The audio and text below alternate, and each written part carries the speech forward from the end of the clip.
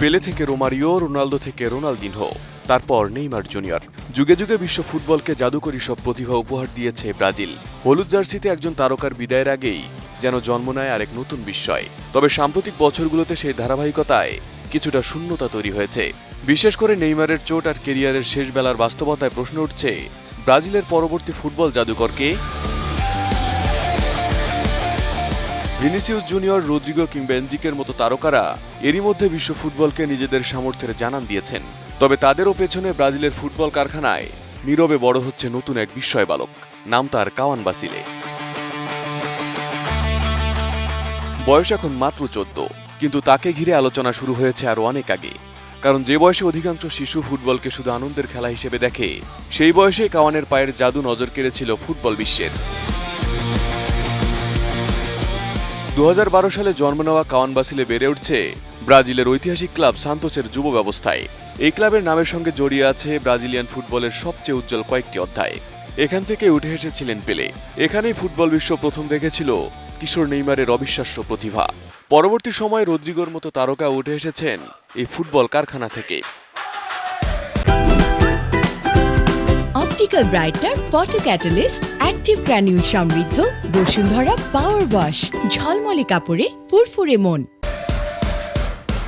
এবার সেই সান্তোসে নতুন স্বপ্নের নাম কাওয়ান। ছোটবেলা থেকে ফুটসাল ও ফুটবলে নিজের অসাধারণ টেকনিক দিয়ে নজর কাড়ে সে। তার খেলায় সবচেয়ে আকর্ষণীয় দিক হলো বলের উপর নিয়ন্ত্রণ।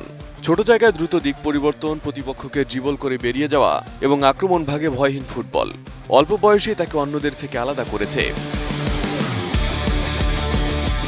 কাওয়ান মূলত বা পায়ের ফুটবলার, আর সান্তোসের জার্সিতে তার ড্রিবলিং ও সৃজনশীল ফুটবল দেখে অনেকের মনে ফিরে আসে কিশোর নেইমারের স্মৃতি।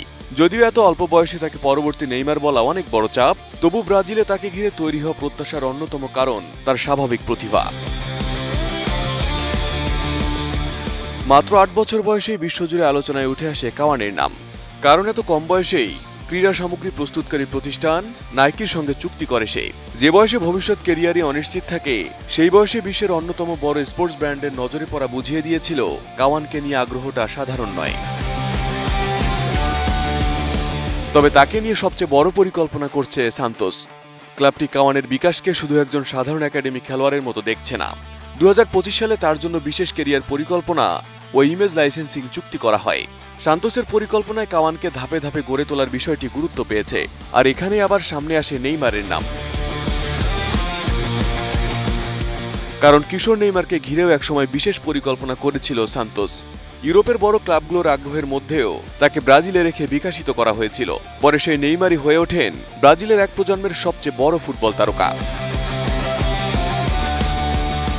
এখন কাওয়ানকে ঘিরেও সান্তোসের দীর্ঘমেয়াদী পরিকল্পনা নতুন স্বপ্ন দেখাচ্ছে ব্রাজিলিয়ান ফুটবলকে। তবে কাওয়ানের সামনে পথ এখনো অনেক দীর্ঘ। বয়স মাত্র 14 বছর। এই বয়সে প্রতিভাবান হওয়া আর সিনিয়র ফুটবলে বিশ্বসেরা হয়ে ওঠার মধ্যে রয়েছে বিশাল ব্যবধান। শারীরিক বিকাশ, মানসিক দৃঢ়তা, ইনজুরি, সঠিক কোচিং এবং প্রতিযোগিতামূলক ফুটবলের চাপ সবকিছুই নির্ধারণ করবে তার ভবিষ্যৎ। Arif Hasan, ATN news.